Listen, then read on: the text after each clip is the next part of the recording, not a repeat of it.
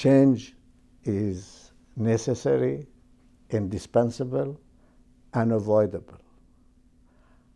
What kind of change and what phases that change will take place is something that we are going to discuss. Of course, the parties have very strong views.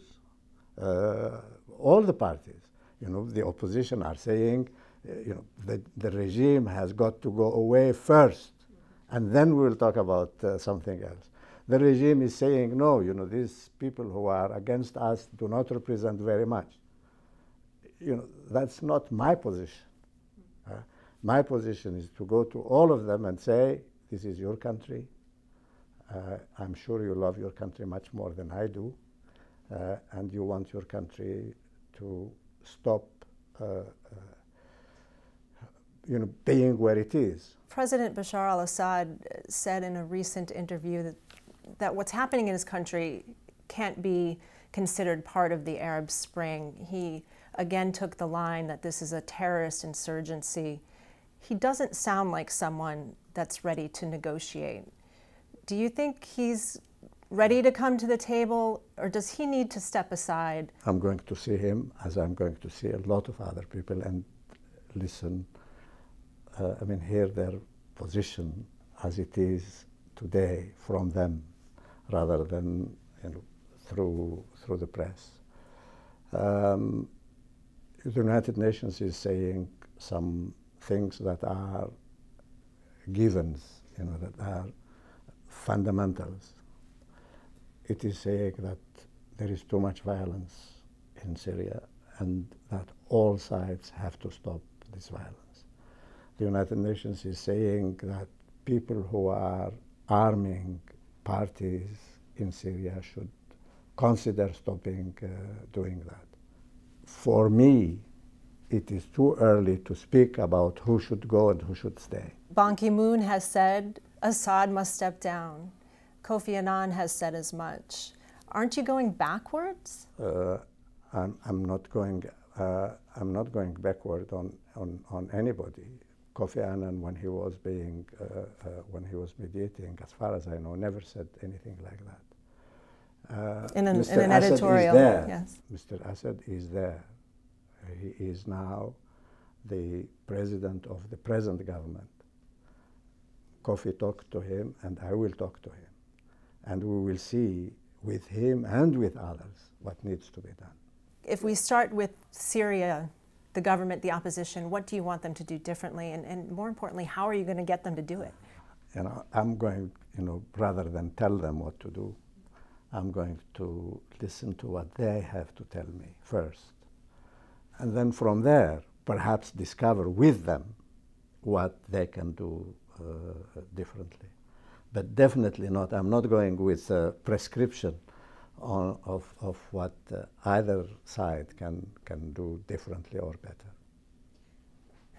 That sounds very diplomatic, but this conflict... No, it's not diplomatic. It is very precise, and it is the truth, the whole truth, and nothing but the truth. But Kofi Annan's been listening for the last several months. The conflict's been going on for 18 months. Yeah, what more is there to hear? Yeah, plenty, and Kofi will confirm that. In our business... You've also said that there really isn't much you can do without a United Security Council, and yet the Council seems as divided as ever. Yeah. Do you have a strategy? I think every single one of the main members of the Security Council have expressed very strong support. I think I'm going to go to them and tell them what my needs are and expect them collectively to translate that support that they expressed to me individually. You've said that Iran should be part of the solution. Sure. The United States has said Iran can't be part of the solution because they're part of the problem, and in fact the UN says that it looks like... A lot of people are part of the problem, should become part of the solution. I am a mediator in the Syrian crisis. I have to speak and be in touch with all those who have an interest. The Syrians, first of all, the people in the region, and those who have influence. You know the criticism that Kofi Annan faced. Don't you risk being accused of being a sideshow, providing cover for, that is part of the job. For continuing violence? That is part of the job. People criticize you. People are right when they say, look, you are not doing much and people are dying. They are right. I'm not doing much and people are dying. What is perhaps a little bit excessive is to say, I'm responsible for those deaths. I'm not responsible for those deaths.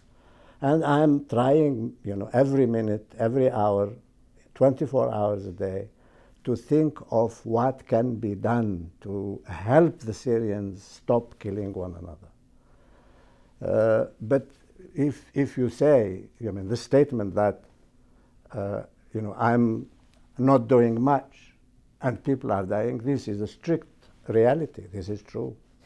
But with all due respect, the people that just want to return to an ordinary life are looking for something that can give them hope. Do you have anything to say to them?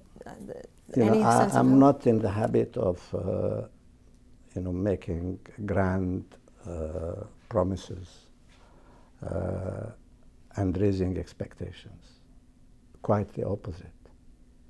Completely the opposite. I'm telling the Syrian people, you have very, very difficult problems. You have responsibilities, and others have responsibilities. People say, you are not doing much and people are dying in Syria. They are right. But I'm trying to find something that I can do that will change that situation. But I repeat again to the Syrians and everybody else, I can't do much myself. They can do a great deal. The United Nations does not take issues and problems because they are easy.